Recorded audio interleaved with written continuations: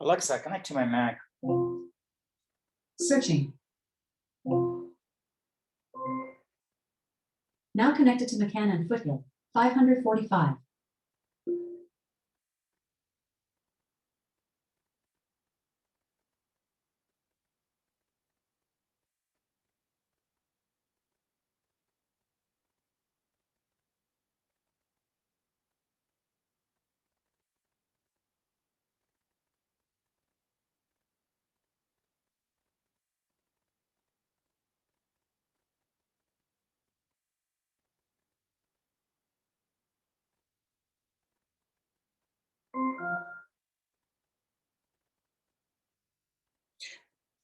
Yay.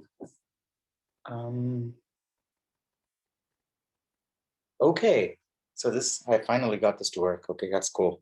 Oh, my camera is not on. Great, great. Yeah, okay, I finally managed to log in via both the iPad and because I had an issue before with SSO, with the iPad not being able to do SSO. That's been resolved. Apparently, it's a it's a silly typo in the URL that you have to type in. The username that you get when you have to go into Zoom via SSO is kind of weird. Anyway, so that's fantastic. I'm all of you guys making a great deal of progress. I see. Well, Turkey and some of the other people were going to come today.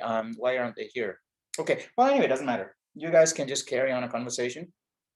But keep the if you have any interesting and important things to say, just keep it towards the end of the conversation rather than early, because I think other people will join. Yeah, I'm sure there are people that are going to be looking at the video later, and however, it does a live meeting beats the pants off video, recorded video. So keep all the lively discussion towards the end. When nobody has anything interesting to say, then you can start talking about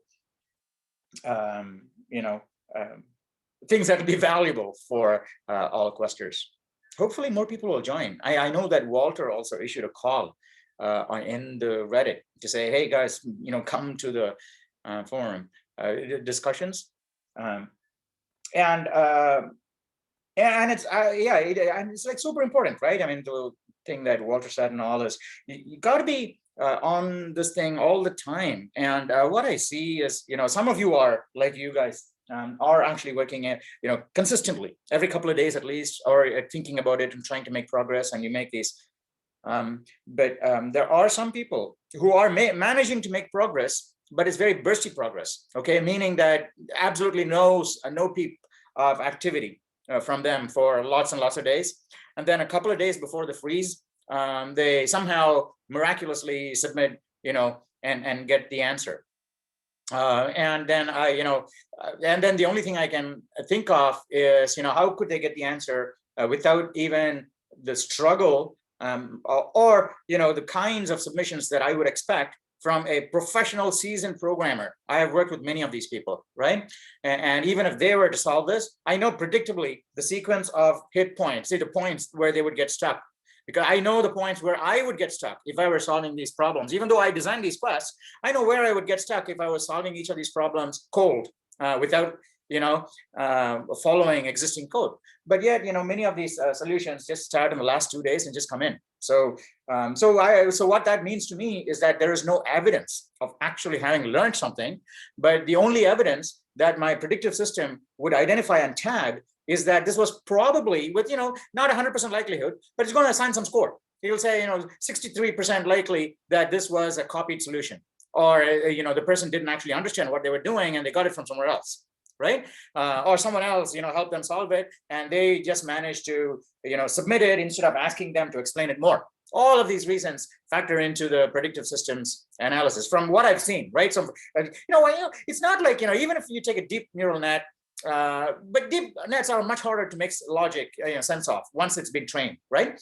But if you take some simpler machine learning systems, even though at the end of the day, the system, Turkey, welcome. Okay, I was just talking about you, not you in particular, but I was talking about people that will be joining late, and so so welcome to class. What was I talking about? was I saying? Yeah, machine learning, right? So these systems, even though at the end of the day, these are just going to be, your system is going to be a model with some number of floating point parameters, okay? Essentially, that's what it is. The only difference is that, in massive systems like deep nets, we've pretty much most of the time given up trying to interpret what those numbers are going to be, because there's like trillions of those numbers. You can't, and it's in continuous space, and it's going to be like a totally warped surface, in a multidimensional space. There's absolutely it's close to impossible for humans to make sense. Okay, extremely powerful high dimensional AI. High dimensional meaning it is able to form inferences in the number of degrees of freedom that the neural network has. Right? Because if you think about the number of dimensions in space, it's really each of them is an independent degree of freedom, isn't it? X is an independent degree, Y and Z, they can all vary independently, and based on these, you get a point. Yes? So a machine learning system, if you think about it as even an interpolation, you just take a linear interpolation, right? So meaning a high dimensional hyperplane. We're not even talking about high dimensional surfaces, which may have curves and all, okay? A high dimensional hyperplane. What is a high dimensional hyperplane? It is basically just, a linear interpolation of all of the independent weights in the system. Yes? It's x1, a1 x1 plus b1 x2, a2 x2 plus and so on up to x. How many ever dimensions you have. And sometimes it's infinite. So, but humans, as because of our everyday life, we are only able to think in 3 dimensions. At most thinking when injecting the time dimension and all. But if you have an AI system which is reasoning in high dimensional space, and its inferences are based on that, it will come up with solutions that we will find really hard to understand. So I think, in my opinion, that is probably the reason why we've, in many cases, not in all cases, because, still when you train a neural net, you still want to struggle to see what the hell is going on, right? You want to be absolutely sure, especially when your neural net is going to set up nukes and all, right? So you want to be like super duper sure. You try and interpret the weights and say, okay, well, this is what is going on. This cluster of nodes is responsible for that, and try to get meanings associated with these chunks. Even though you cannot see the individual dimensions, we say, these clusters apparently do these tasks, because if I cut off these clusters, the behavior of the net is affected, right? Look at it, right? At some point, playing with deep neural nets, it takes on the form of playing with biological organisms, right? Think about how early humans who are unethically experimenting on humans, not humans, or animals, how do they determine that these things work? Many times they basically take an animal and cut off its facilities, faculties, or one by one, and say, well, with the loss of that faculty, this sense is gone for the animal, and so on and so forth, right? So they cut it off and find out what the hell the animal is actually, and so yeah, many times in a machine learning system consisting of clusters of subsystems, which you cannot make sense of in total, you can actually try and make inferences just like you were dealing with a biological organism, and say, well, I've got the trained net which is doing what it's supposed to do. Now let me take off this chunk of that net and see how its behavior changes. So only you are reduced to the pathetic state of making behavioral inferences as though you're dealing with a biological entity, when you're actually dealing with a predictable, theoretically predictable, right? Not practically predictable, right? Theoretically predictable, chaotic neural net system. Okay, anyway, so where I was going with that, how did we get started talking about that? Machine learning and things like, yeah, so I know,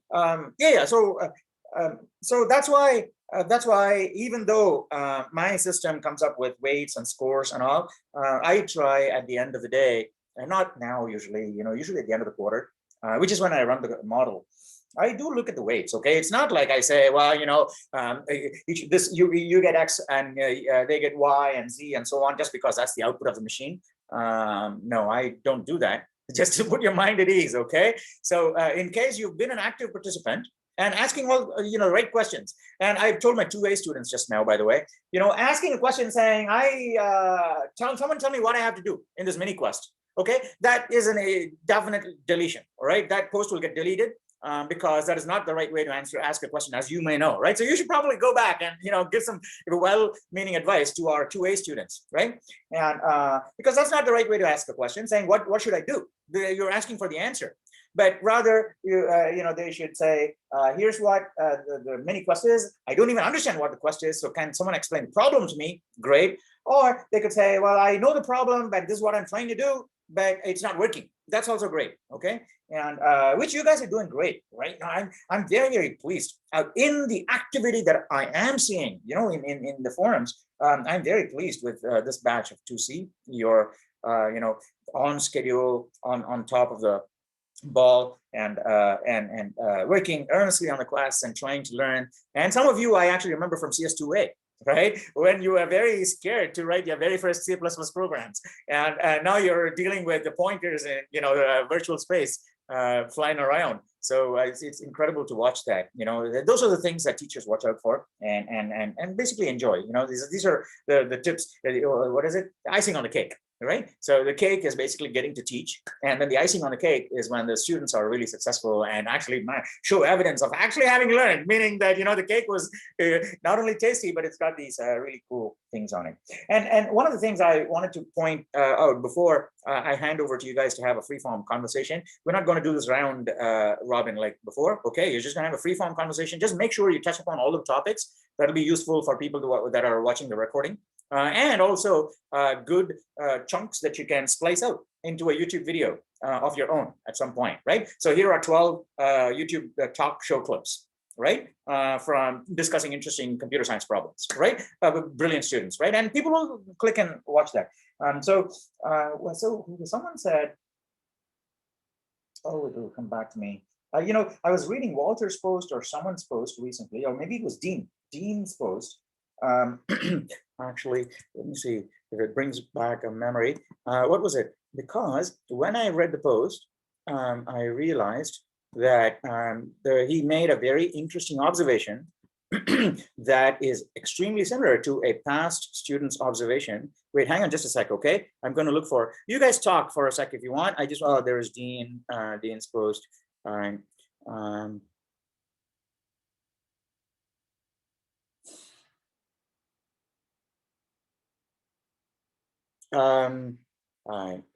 Actually, the name of that student was Huzaifa Babe. Huzaifa, I think it was last year, okay? Huzaifa,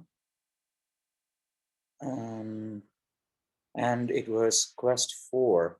I think she posted something in Quest 4. Maybe. Well, maybe it's a comment. Okay. It's not a post, it's a comment.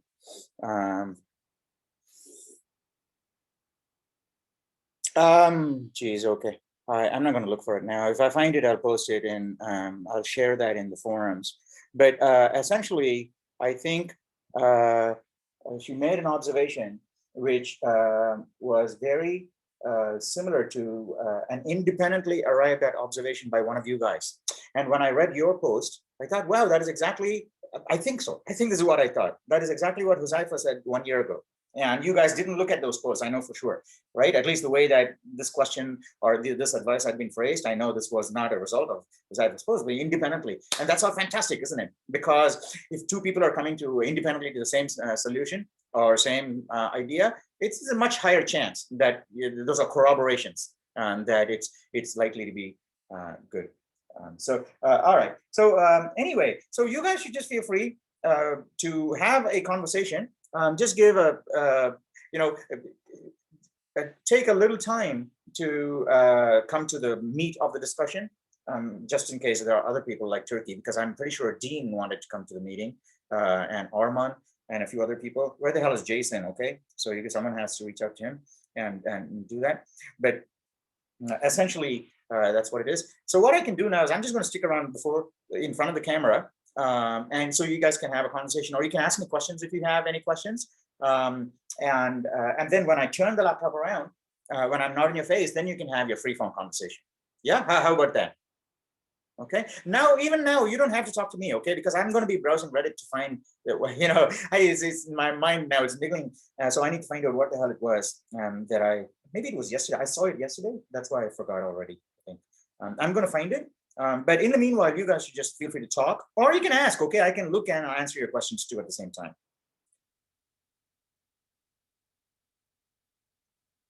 It was off from Walter's post.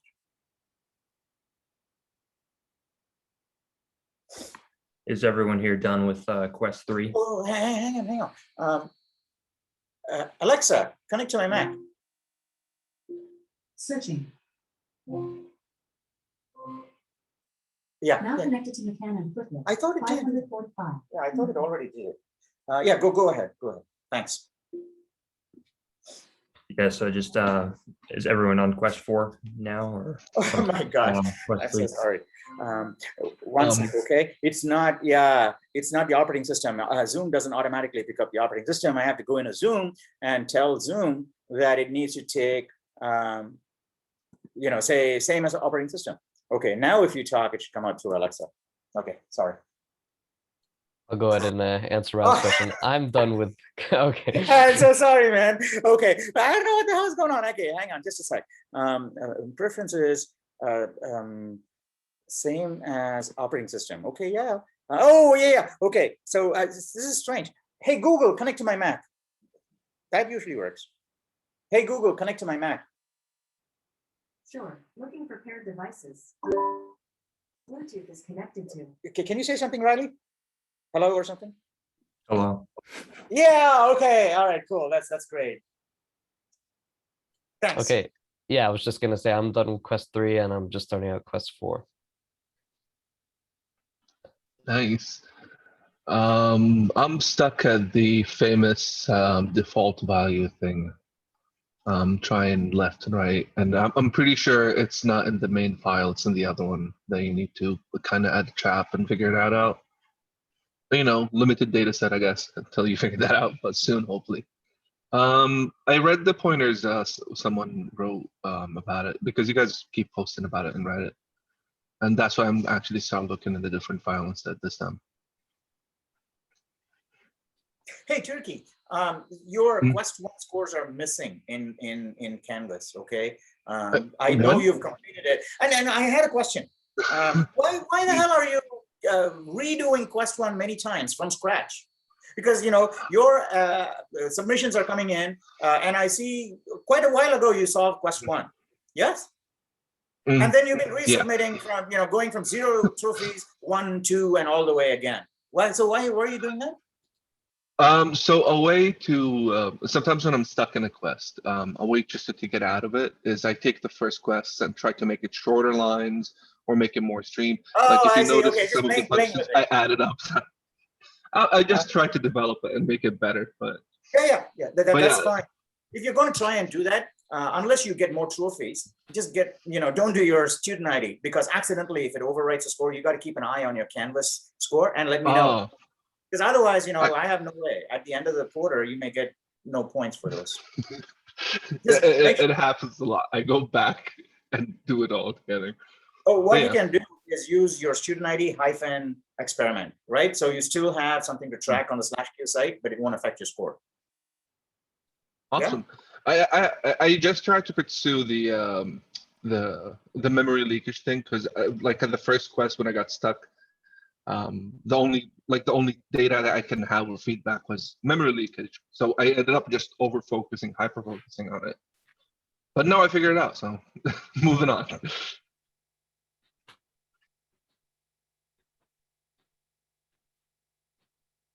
Perfect. Yeah. Sorry, I was a bit confused by Turkey. So you're speaking of quest 3 for the default value?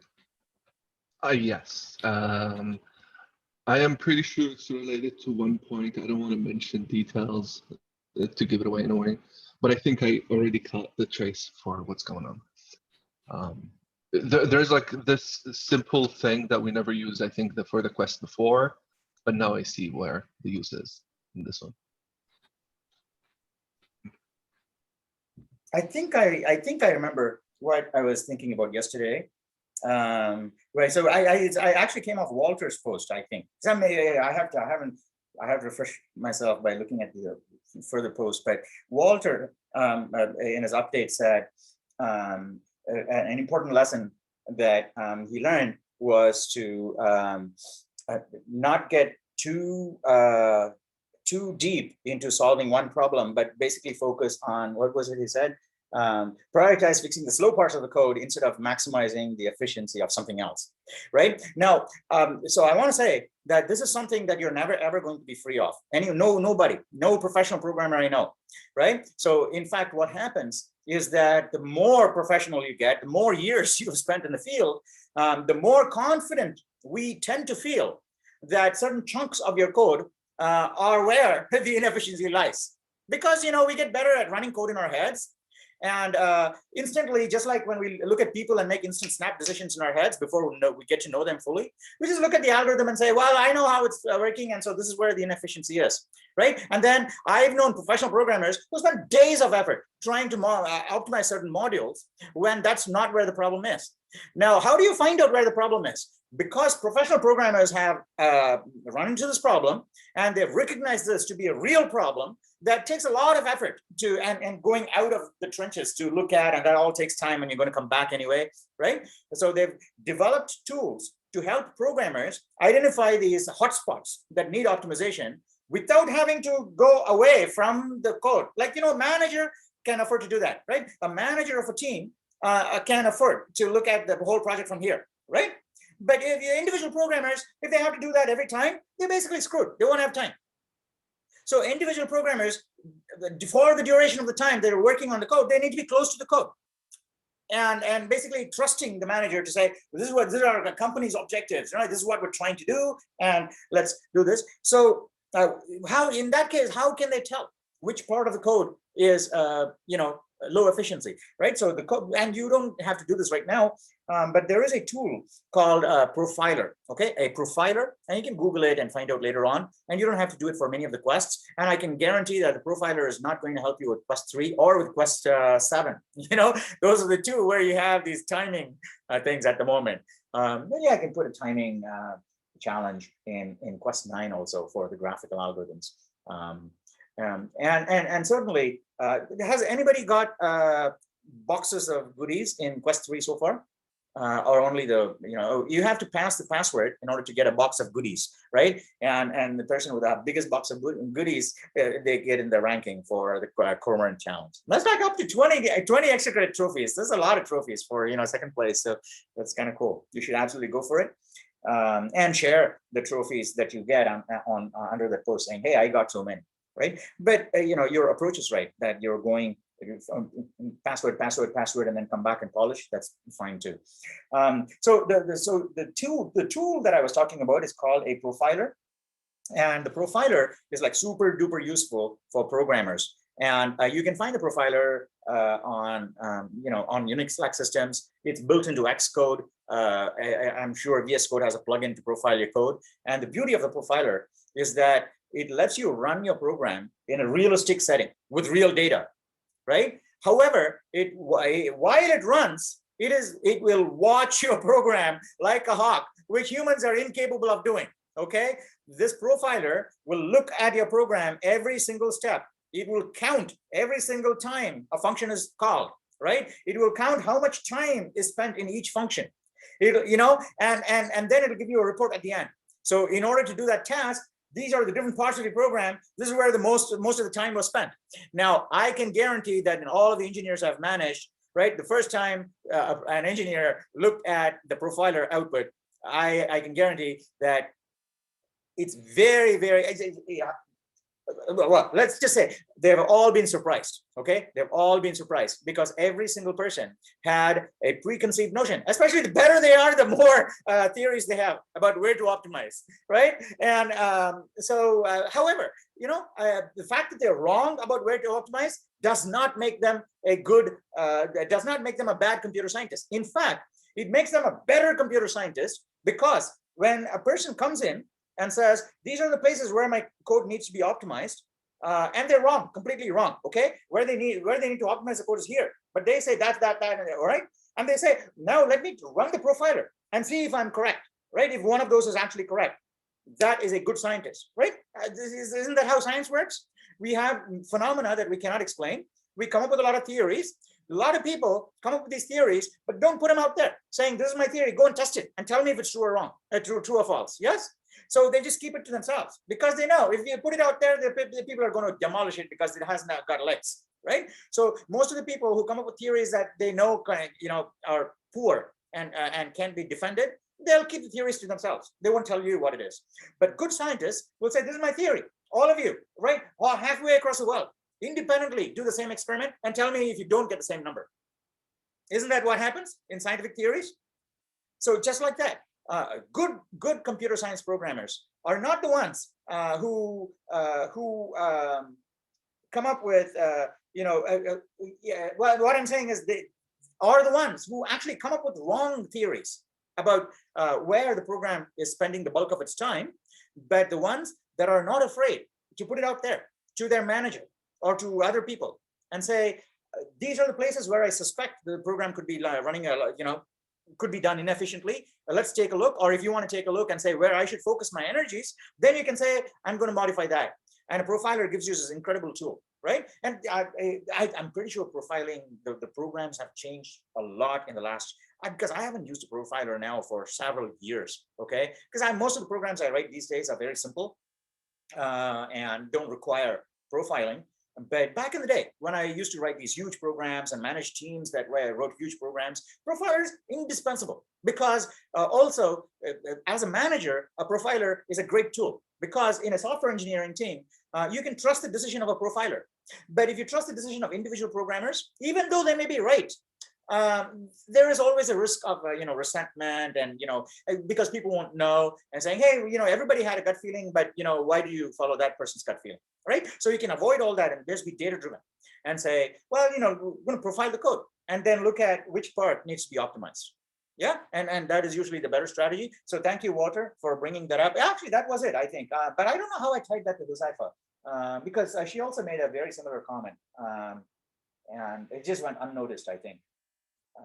But thank you for that. I don't know if was this useful because you guys may already know about the profiler. Do you guys know about the profiler? It's in Xcode, it's in VS Code, right? Xcode, you can just go to Google and say where's the profiler option in Xcode, it'll tell you. All right, and it'll be interesting right now. And also, maybe you're already familiar with the memory leakage report in the question system. Are you guys watching the memory leakage report too? Yeah, because it's very easy to decode that. You can also look at output of Valgrind. How do I interpret the output of Valgrind? It's like a couple of paragraphs. You'll understand what's going on. So and just like the compiler, typically we have to ignore a lot of the output of the memory leakage detector and only learn to identify the salient points and say, well, that part is what tells me where the bug is. And you can tell instantly, okay? Oh my gosh, my set is actually writing into invalid memory, right? And because that tells you in your Valgrind output, it'll say, invalid memory accessed for read, which may not cause a core dump or a segmentation fault. So your program goes through anyway and exits properly, but there was an invalid access, which could have caused a crash in a customer's hands, not in your hands. Maybe on a different device where the access happened into bad locations. Some secret location, some location, and the kernel decided was to kill you, right? So so the memory leakage report typically should be no more than 600 bytes. 600 bytes is typically the average for saying this program is clean, right? Every single byte that was allocated was released, and no a place that wasn't owned by the program was accessed. So that report you can easily tease out very and in fact, one of the students in the past, I think it was Wolfgang last year, it may still be on Reddit, and that's worth looking up and reading, right? Even though it's a past post, it's worth looking up and reading. He made a very interesting post saying, after getting stuck with a lot of pointer errors, I decided to decode what the memory leakage report is, and it is actually useful. And this is the bit that we need to understand, and it's only one paragraph. And he actually made a very clear description of that. And so you should absolutely try and start. Now is the time. You can start looking at these other tools, like what is the output of Valgrind? How can I leverage the output of a memory leakage checker and try to interpret that? And together with how do I profile my code, right? To identify hotspots and also count function invocations, right? For example, you can just write a very simple program, Fibonacci. And and you can say, those of you who've done my blue quests, the Fibonacci function, many students in the beginning will write a recursive version that does a whole lot of exponential number of unnecessary recalculations. And they'll say, it's doing the right thing, but it's just getting slower and slower. And now if you run the profiler, it'll tell you exactly what's going on. It'll say, hey, you're calculating Fibonacci of 2, like a trillion times, right? And then you say, why am I calculating the same thing a trillion times? Because all your functions are idempotent functions, right? Idempotent means a function that is called any number of times and it'll produce the exact same behavior. Meaning it doesn't save internal state. If it saves state and you call it more than once, then it's not idempotent and it's less useful in many cases, unless you know exactly what state is saving. Because once you call it once, it's like a shoe that's been worn, right? It's a used shoe. So once you call it once, you don't get the same new thing again, right? Idempotent functions, even if you use it, you can continue to use it and it'll always be new. And that is the power of, and that's why, object-oriented programming and generally the concept of idempotence is useful in functional languages. But even non-functional languages like procedural languages, idempotence is useful because it lets you build things with limited visibility, right? And right, many people, inexperienced managers, they want to build things with lots of visibility. So they'll ask for a lot of information that is really totally not relevant to them, right? Basically micromanaging things and so on. It just basically means that you're going to have less time to do your own job if you're doing other people's jobs at the same time. And you'd only be doing other people's jobs if you don't know how to do your own job. So you have a lot of time, right? And so idempotence, when you bring it to that from organizational management to computer science, basically says I'm able to focus on building this massive product which can reach the whole world and multiple planets at the same time, only because I have a bunch of idempotent functions which themselves are really big, but I don't need to know, right? Because they don't maintain state. I can just call them repeatedly and get exactly the predictable behavior that I have in mind. So that is a power of idempotence. And that's exactly what object-oriented programming is too, right? Because you create an object internally, you don't care how it does it, but you just want the behaviors to be predictable.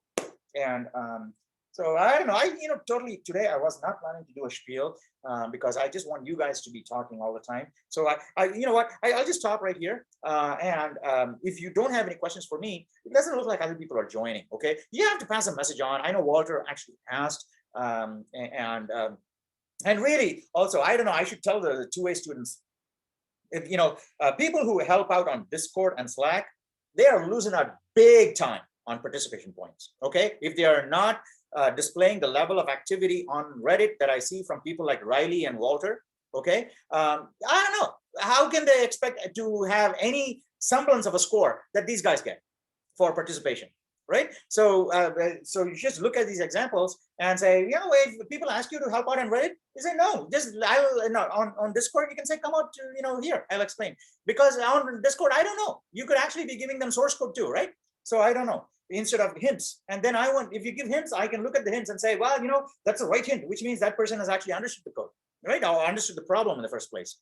And so that visibility I don't get in these private channels. And besides, anything you say in the private channels is lost for good, okay? So if you come out with a gem of a statement on private channels, and you're not going to get rewarded for it in future, right? It's not just participation points, right? So maybe there's a venture capitalist later on, an investor who wants to invest in a company, right? And you can't go waltzing into a VC firm and say, here's an idea, I'm going to give you a PowerPoint presentation and give me like $2 million in Series A or something like that. No, that never works. Right? Because when you go and present, they're going to do some research. They're going to find out what are the interesting things this person has said in the past, right? They're going to Google your name.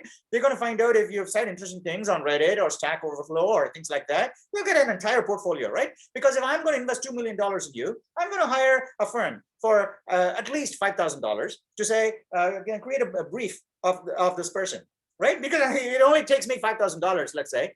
And that's really peanuts or no money at all for big companies like Google, Microsoft, and Facebook, right? They have teams that are dedicated to doing this. So the moment you are a potential hire, they're basically just going to do a complete research, right? And it doesn't, maybe not for individual hires at a low level, but at a certain level of seniority, they're going to find out every little bit about you, right? Just like if you're going to running for the things, the way to find out about your own life, things that you don't know. And maybe things you even didn't know that you did is to run for president of the United States, right? Because then all you have to do is just look at the news articles and say, wow, I did that, I did that, okay? So you can so like that. if you're running for important positions at any company, right? And people have to put their money where their mouth is and say, well, I'm going to pay you, so I might as well make sure that you're not going to be a liability. So they're going to do all kinds of background checks, which they're entirely justified to do, right? So even if you've been a bad guy in the past, that's why you can use these forums to say, as of 2022, I'm not a bad guy anymore because I'm actually really interested in computer science. So you can do all these things because people don't, as you know, right? They don't place a great deal of value on what people have done in the past, right? Even if you've been really, really bad in the past, nobody cares as long as you in the present are doing sensible things, right? So all you need to do at any given time in your life, if you want to turn over a new leaf, I'm not saying you guys have to, but I'm saying, if anyone has this desire to say, well, I want to project a completely new image, that's it. Just change, right? You turn from today onwards, all my posts are going to be different, right? And then when people search for you, they'll see, that person made nasty posts 5 years ago, but I don't see that anymore. So now, but that person was brilliant 5 years ago and brilliant now. Only 5 years ago, brilliant and nasty. Now brilliant and nice. So now he's ready for hire, or she is ready for hire, right? So just be curious, open any day, right? And people will just love it. And especially if the students who have posted inquisitive questions saying, I don't know the answer. This is what the answer is, and tell me if I'm wrong. Okay, that is a sure sign of a good hire for me. Right? Because that is a scientist. And I only want to hire scientists, okay? I don't want to hire people that just come out, pulling ideas out of thin air without justification or, untestable things. Because, not that I actively hire, but, even when I'm thinking about a couple of interesting projects in nonlinear media that I could use interns for over the summer, maybe, right? But, when it comes to those things, a sure sign of a hire is basically someone who is a good scientist, because a good scientist is also a good programmer. And a good scientist is someone who says, this is what I think is going on, let's test it. As opposed to just diving the next into it for the next 3 months, right? All right, this is what is going on for the next 2 weeks, right? I'm just going to get into this and don't even talk to me. And that's not a good scientist. You have to, yeah. So those things, I'm sorry. If you don't have any questions for me, I'll just turn the laptop around and we can have a conversation. I actually do have a question. Speaking of the profiler, I just looked into the memory leak checker that's in the Quest, and I did find it. So you're using a profiler at the back end of that one, right? No, the do you think like checker doesn't do profiling? Oh, then I think I'm just mixing up because I'm looking at the list and I saw a name match, but never mind. Thank you. Yeah, the memory I think leak it's checker, the one that I'm using, the memory leak checker that I'm using is called Val Grind. Okay, you can Google for that later on. VAL value grind. Okay, Val Grind. You just look for it. I think it's an open source Linux or Unix tool. You can look at that. The profiler is actually built into the compiler. Now, I don't know if you guys are using the command line to compile your code or VS Code or Xcode. In Xcode, it is, and in VS Code and Xcode, they're built in here and there, okay? You just have to find out where it is because I haven't used it. But when I used to use the profiler, because I used to be a command line guy, I was compiling all these packages using make on the command line, right? And I use the fact that the profiling option is actually built into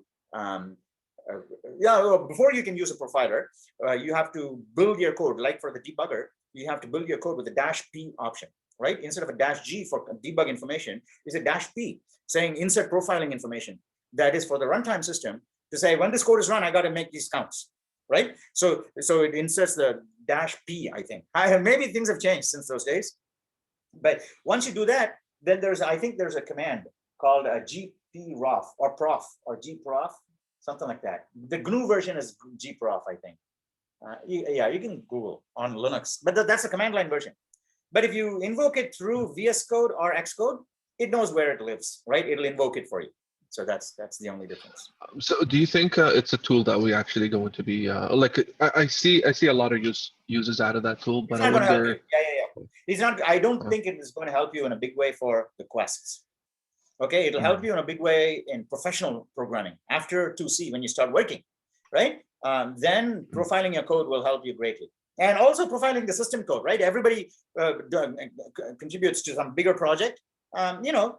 You could say, let's profile the whole thing. and find out where the time hotspots are, which parts need the next set of resources to be allocated. Yeah, val Perfect. grind is easier to interpret, I think. Awesome. Thank you. Anything else? Any other questions, or you guys want to just chat? You guys okay with chatting? Yeah, you can talk about, short of just giving out the actual answer, you can just talk about strategies and where you think things need to be optimized. And most of the time in computer science, we find that optimization is not in the code optimization at all, right? Most of the time, the optimization is in the algorithm itself or in the math. Many times, in this case, like for example, in Cormorant, the answer you're looking for is in the math. It's not in iterators, as Walter observed. Okay, it's not elsewhere. You don't even have to use iterators. As long as you figure out the math and say, this is what I need to calculate, you'll get the answer, whether you're using iterators or not. Okay, and you don't have to use a real matrix and a sparse matrix like Rayleigh does. Okay, so in fact, Rayleigh will be able to do what he did with just two sparse matrices directly without using iterators too. That's possible. Okay, so just a question of spending a bit more time on, and like Walter said,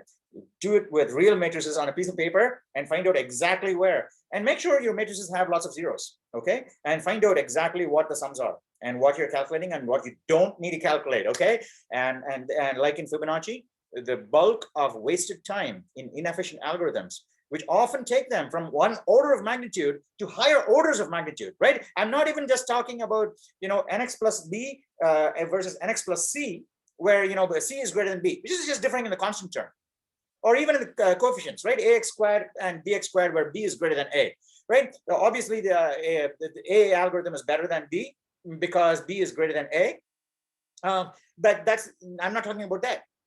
When you identify a mathematical way of doing things faster, sometimes it just takes you from ax squared to ax or ax log x, which is an order of magnitude lower. It's like going from linear search to binary search. And so you get that order of improvement. That's the order of improvement you're looking for in matrix multiplication. All right. So now you've got some really juicy tidbits to chew on, and hopefully that'll be really interesting. I thought question number 3 was one of the easy ones, but no, I think it's probably because of the, this last part that it is in fact challenging. Even though there's only 11 trophies here, it is worth getting past the password and trying to optimize it to get the loot that is hidden, right? And go for the extra credit too. All right. So any other questions, or I'll turn the laptop around. I actually have one question about quest Yeah, 3. sure. Go ahead, Walter. For the challenge, you mentioned the reference time. Where would we find that? Yeah. Okay. So once you get past the middle, medium-sized matrices, and you are successful in multiplying large matrices without timing out. So if it times out, you won't get to see the box of goodies. But if it doesn't time out, even if it's horrendously slow compared to the reference time, if it doesn't time out, you'll see what the reference time is. Then you have an idea of what to shoot for and say, well, okay, I need to get it down from 1 second to 0.05 seconds. you know how to make it 20 times faster. Then that's actually useful, because when you know that you have to make it 20 times faster, automatically, immediately, that the optimization is not to be, I can get 20 times faster by going from this to iterators, because iterators will give you a win, but it's not going to be 20 times faster, right? So by looking at that, you immediately know where the optimization step is. So, but get to the place where you get it to not time out, right? And fortunately, you can get the password. Now move on, right? Because quest 4 is harder. Quest 4 is harder. And maybe you'll get some time. Unfortunately, you won't get any time in CS2C because there's no easy quests. 6. Okay, maybe 6 is easy. Oh, actually, no. 8. Quest number 8 is easy. Okay, quest number 8 will be easy. Okay, so you'll get some breathing time when you're doing quest number 8, and then you can go back and get all your past trophies. I hate, I'm hesitating to say that because quest 9 is harder. So maybe quest 8 and 9 together make up for 2 weeks, because quest 9, I think for many people, not all, right? For many people, requires more than a whole week, right? 7 days is probably not enough for most people to solve quest 9. And so the temptation is high that you finish quest 8 and then go back earlier to polish up. I would say finish quest 9 as soon as you can. Just pop quest 9, and then you can go back and do the earlier classes. Yeah. Any other Thank you. questions? No, you want to talk? All right, so you guys can talk, update each other, and then I'm just going to be here, okay? So you can just call me if you need my time. Otherwise, best of luck in just blowing ahead, okay? You're going to be so totally happy with yourself, I can tell you, right? I know past students that I've talked to later after having done 2C, they're bitching throughout the class, okay? This is hard, this is hard, this is hard, this is hard. And then after they finish the class, and they say the hard and never drop the class, okay? And he's complaining on endlessly but not dropping. And then after they finished, I went back and said, how was the course? And they say it was totally brutal.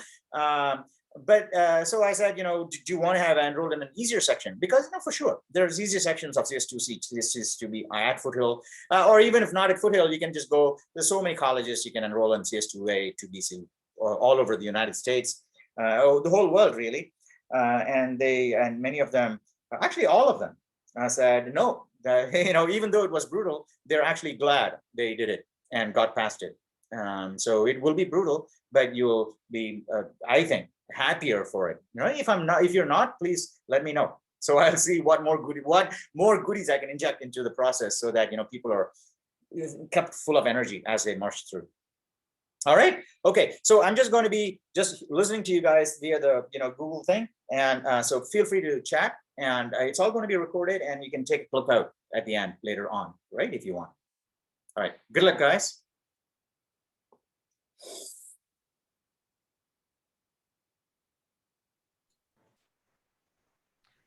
Yeah, Just say that I found the reference time. It doesn't give me my time for the sparse matrix multiplication, but it's reference time 0.03 seconds. So it should say that right after the password. It just doesn't give me my own time because I time out for the larger ones. yeah, no, I never got past. I got the password, but I never got further than that. But it's interesting to hear that we could do the same thing with regular sparse matrices, and so I'm wondering where that is. And I came up with a couple ideas as I was working on it. I mean, the main thing that I sort of helped me get better was looking at how we access things in the B sparse matrix, because it's so different since you have to go through each row, find the column, go to the next row, find the column. So I feel like that's definitely where the expensive stuff is happening in terms of time. And I was thinking of things like switching the row and columns, but I wasn't sure if that would be if it would be fast enough to make up for it, just having to switch them at the beginning. So that's something I wanted to, but yeah, frankly, I'm just going to move on to quest 4, and maybe I'll look back at it later. But yeah, I definitely think I have a couple ideas how I might make it better. But thanks again, Riley, for all your help during last week. It was really appreciated. No problem. I mean, isn't it in the end like matrices? I mean, I'm pretty sure the part one, the first part of the whole thing was just figuring out if you can do that. I'm trying not to share information. That's what I'm trying to think. Like doing that operation in both sides. And I was wondering, like, even the second part, it's still at its core, just basically two matrices that you need to deal with. But maybe just like have a special flavor in it. Yeah, I mean, it is the same thing, and you can do the exact same thing on it, but it's just such a different amount of timing.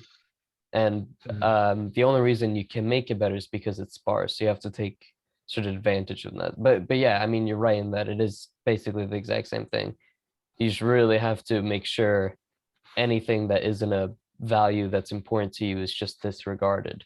You should not be looking at anything that you won't be useful, which is basically what I found to be the entire challenge of the quest.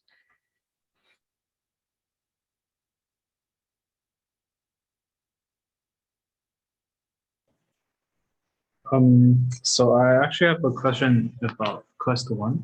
So I'm still working on Quest 1 and Quest 2. I've got 26 trophies from Quest 1, still 2 to go. So I just can't pass through the last mini quests in terms of efficiency. So I just want to I kind of want to ask, like, what some aspects of optimization you guys took. So for me, I optimize this when the value exceeds the target value and when it equals, it just outputs. That's the only two optimization I have for Quest 1. And kind of help there. Were you able to get the password for Quest 1 yet, or you still haven't got that? Yes, I got a password for Quest 2. But just I think would there's probably only one just thing. I would probably just move on as soon as you can and come Uh, back to that. But Yeah, I worked on Quest 2 too, but just that small thing is bugging me. mhm. I guess I would, yeah. Yeah, I'm- it's I'm probably taking a just look. not worth it to until maybe take a look at it at the end because Quest 3 is definitely harder. And then Quest 4 is definitely going to be a time consuming one. So Okay. that's probably the best way to do it. Yeah, furthermore, I would say when I was working on Quest 3, I found several things that were wrong with my Quest 2 code. And so I fixed that, went back, and I actually got more trophies on Quest 2 while I was working on Quest 3. And I just emailed the professor. And so it's I think, like Riley said, just move on and you'll come back to it if you don't even find it during Quest 3, which you might. Sure. Thank you very much. Yeah, I'm still stuck on Quest 3, and I have that same problem where I think there was like a bunch wrong with my Quest 2 code. But even though I got the entire like the whole like all the trophies for Quest 2, I'm pretty sure like there was a lot like wrong with my code there, like looking back, but I don't know. I can give you some heads up on that just because I had the exact same thing. Your set function is not tested fully in Quest 2, and not in my experience, because I had to redo a bit of my set function for Quest 2 when I was working on Quest 3. So I would personally I would just make some tests of my own and look at the spec for Quest 2, because some of the things it asks for aren't necessarily tested, because when I did in Quest 3, it didn't work. So I would double check your set function if that's something you're running into. Yeah, I actually moved away from using the set function, but when I did use it, there was like a lot of problems with it. So yeah, I should probably check back on that. Yeah, I had the same thing. I thought I was losing my mind. I was like, I thought this I mean- was tested, and I guess not. Yeah. When I was checking all the old posts on Reddit, most of them are saying it's a set function. And then I checked Walter's, and I'm like, yep, it is. Yeah, apparently the as Walter mentioned, the previous test doesn't do full testing on set. Hopefully we get it today. Yeah, I did not have that much time last week, and I was just trying to scramble to finish Quest 3 yesterday. I just couldn't do it. So yeah, I just kind of gave up on it.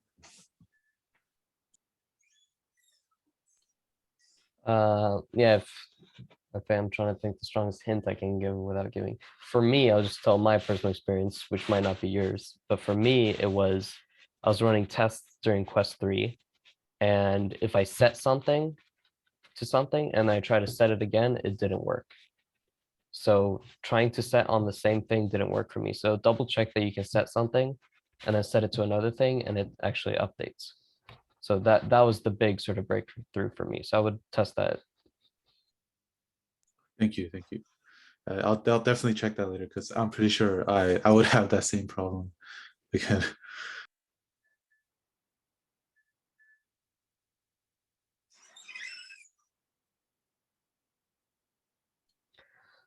Yeah, I was also sort of losing my mind on Quest 3.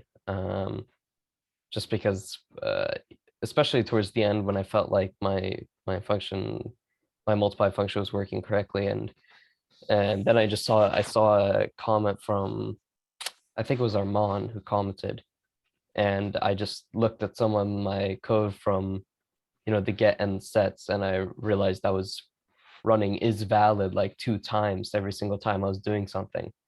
And I simply just deleted some code, and then it passed. So that was that was a tough one. I was so focused on the function itself that I completely forgot to look over those things. Yeah, I thought I must have changed something at some point in the set function. But yeah.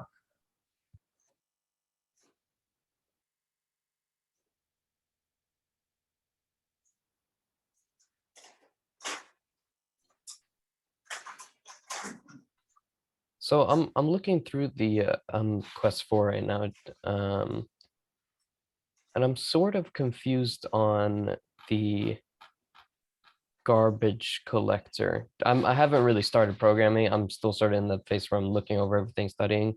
But I'm just sort of, from my understanding, it does what the regular BST remove does, except that it's just the recursive function that goes through and applies that to every one that's removed or marked as non-existent. Is that sort of correct? Or because it seems like it's more complicated than that, but I can't see how. Yeah, I haven't done that function yet, but that's what I got out of it. It just deletes everything that was marked as deleted. So that's pretty much it. I've just started on the easier functions so far. I've got like remove and insert done. I haven't done the garbage collector yet, but yeah, it should just remove all the deleted ones, or the ones marked as deleted at least. Right. Yeah, I'm sort of just finishing up just the regular binary search tree, hoping to move on to the lazy one pretty soon.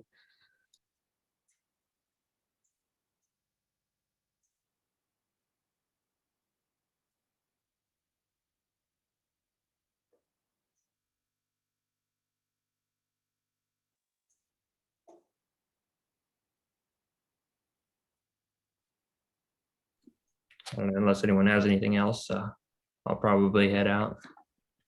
Same here. Same here.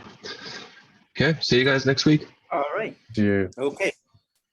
Fantastic. Thank you all for coming to update each other. So I'll end the meeting now, and I'll hope to see you guys, okay, on Reddit before Monday, okay, and get more of you to attend, okay. Or maybe Walter's call is not sufficient. I don't know what needs to be done, but get more people to come and join us. Thank you. Bye. Bye. Bye. Bye, guys.